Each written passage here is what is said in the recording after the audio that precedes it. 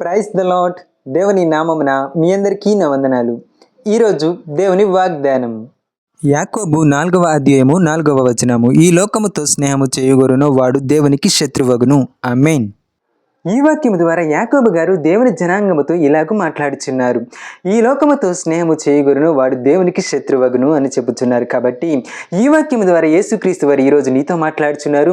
నీవు ఈ లోకముతో స్నేహము చేస్తున్నావా అనగా ఈ లోకములో ఉన్న డబ్బుతో, పేరు ప్రఖ్యాతలతో, అలాగే నీ శరీర హేచ్ఛలతో నీవు డబ్బుతో ఇలాగ స్నేహము చేస్తున్నట్లయితే ఇదంతా లోక హేచ్ఛలకు సంబంధించినదే, అనగా ఈ లోకము సంబంధించిందే. కాబట్టి వీటిని నీవు ప్రేమించి వీటితో సహవాసం చేసినట్లయితే నీవు దేవునికి శత్రువు అవుతావని చెబుతున్నారు. కాబట్టి నీవు వీటినన్నిటిని విసర్జించి దేవునితో స్నేహం చేయడం మొదలుపెట్టు.